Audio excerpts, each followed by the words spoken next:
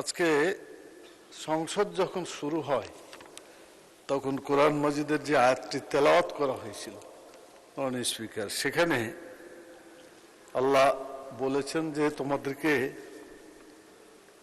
ব্যবসা হালাল করা হয়েছে আর সুদকে হারাম করা হয়েছে। যারা অজ্ঞ লোক তারা বলে যে সুদ এবং ব্যবসা একই জিনিস। প্রতিদিনই পড়া হয় মাননীয় স্পিকার, কিন্তু অর্থটা সবাই খেয়াল করে না, আর খেয়াল করলেও এটাকে বাস্তবায়ন করার কোনো চিন্তাও মাথার মধ্যে আসে না। তো এই সুদ এবং ব্যবসা আল্লাহ তাআলাই ঠিক করে দিয়েছে। আবার অন্য জায়গায় বলেছেন আকিমুস সালাত ওয়া আতুজ যাকাত, একবার বলা হয়নি মাননীয় স্পিকার, আপনি নিজেও জানেন 82 বার কমপক্ষে বলা হয়েছে সালাত কায়েম করো, নামাজ কায়েম করো, মানুষের চরিত্র ভালো করে দাও, আর যাকাত চালু করে মানুষের ক্ষুধা দারিদ্র বেকারত্ব দূর করে দাও। খুব দুঃখের সাথে আমি লক্ষ্য করলাম মাননীয় অর্থমন্ত্রী এখানে আসেন নাই। একটা বড় বক্তৃতা তিনি বাজেট বক্তৃতা করেছেন, সকলের কাছে আছে। আমি খুঁজছিলাম যে আল্লাহ তাআলা 82 বারের বক্তব্য যাকাতের ব্যাপারে একটিবারও আমার কানে পৌঁছে নাই, জানি মনে হয় না উনি উচ্চারণ করেছেন। আপনি স্মরণ করে দিতে পারেন যদি উনি উচ্চারণ করে থাকেন। শতকরা 90% দেশে, 90% মুসলমানের দেশে যাকাত যে অর্থনীতির একটা উৎস আল্লাহ বলেছেন, একবার নয় অসংখ্যবার বলেছেন, অথচ যে শব্দটা উচ্চারণ করা হলো না।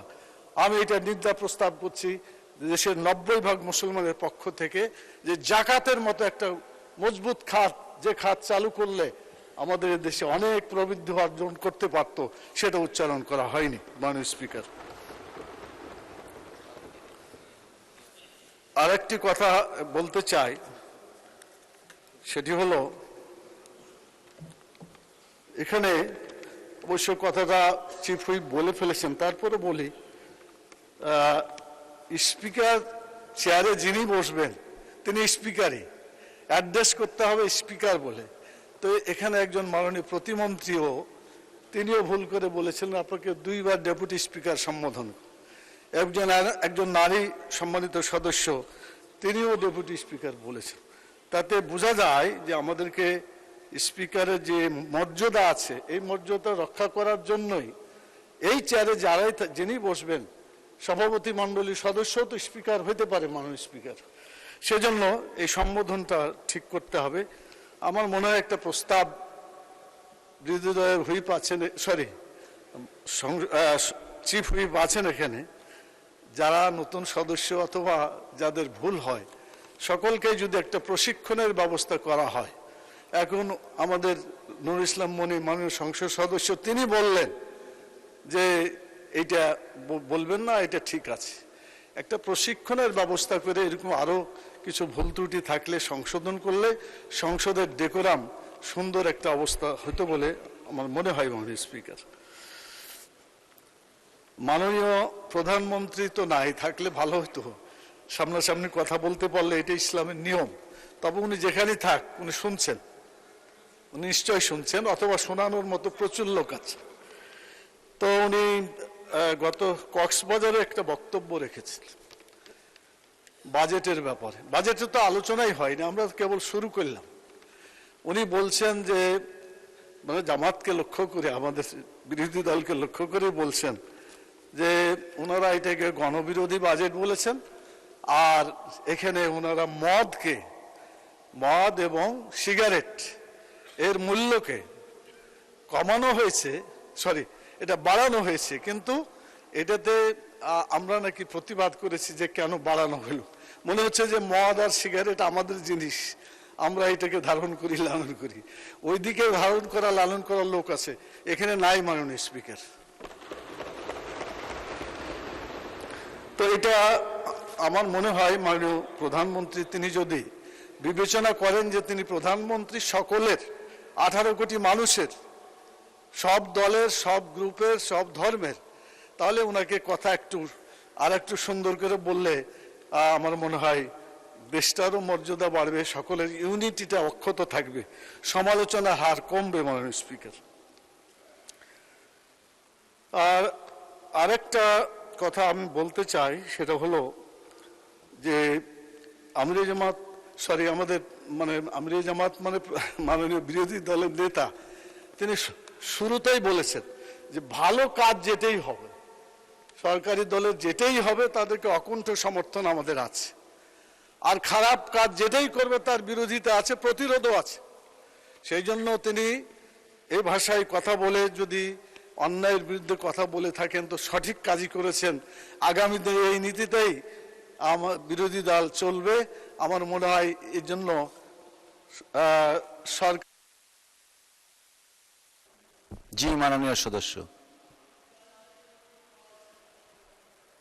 আচ্ছা আচ্ছা না মাননীয় সদস্য, ইনসাফ করার চেষ্টা করি, যে কারণেই তো আপনারা সকলেই ভালোবাসেন। 3 মিনিট দেয়া হলো আপনাকে। কয় মিনিট? 3 মিনিট।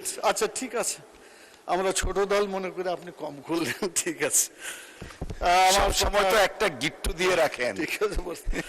তো এই জন্য আমরা সম্পূরক বাজেট এটা পাশ করার কথা আগামীকালকে করবেন। আসন নম্বর 332 জনাবা নাদিয়া পাঠান পাপন।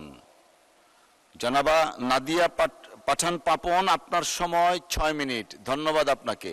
মানে আমরাই পাশ করব, তো সেখানে আমার মনে হচ্ছে যে খরচ আগে করে ফেলে তারপরে অনুমোদন চাওয়া, এটা বোধহয় সায়েন্টিফিক কথা নয়। সায়েন্টিফিক হতো যে অনুমোদন দিয়ে খরচ। এখন আমরা যতই বলি না কেন এটা আর ফিরিয়ে আনা যাবে না, কাজ তো করেই ফেলেছে, আকাম তো করেই দিয়েছে, আর কি করা যাবে। এখানে দুর্নীতির ব্যাপারে, অপচয়ের ব্যাপারে কোনো কথা আসে নাই।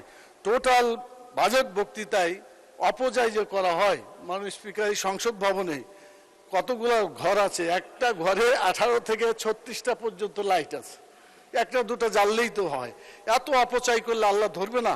আল্লাহ তো পরিষ্কার বলছেন, ইন্নাল মুবাজ্জিরিনা কানু ইখওয়ানাশ শায়াতিন, মানে অপচয়কারীরা শয়তানের ভাই। তো আমরা সবাই শয়তানের ভাই হয়ে যাব যদি অপচয় না ঠেকাই।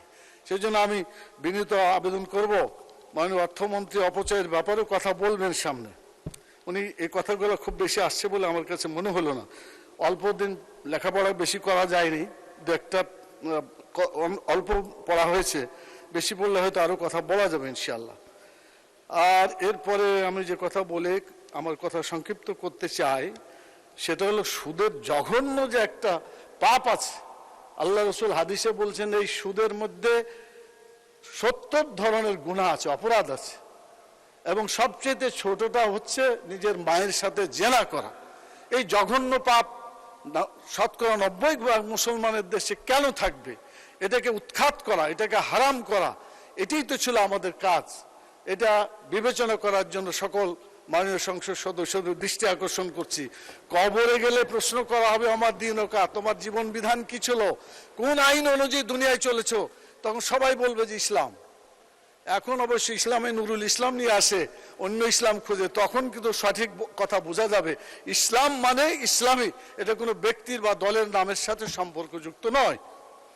মাননীয় স্পিকার, শেষ কথা যেটা আমি বলতে চাচ্ছি সেটা হচ্ছে এই যে সামনে যে ব্যাংকের কথা বলা হয়েছে, এই ব্যাংক 20,000 কোটি টাকা তারল্য ছিল ইসলামী ব্যাংকের, সেই টাকা এসালাম এবং তার দলেরা চুরি করে নিয়ে গেছে। আমরা চোরকে ধরে শাস্তি দেওয়ার জন্য দাবি করেছিলাম মাননীয় স্পিকার, কিন্তু ওই চোরকে আবার এনেছে, আবার চুরি করার সুযোগ দেওয়ার জন্য। এই সামনের সারিতে যারা বসা আছেন, খোঁজ করলে দেখা যাবে তাদের পরিবারের সদস্যরা এই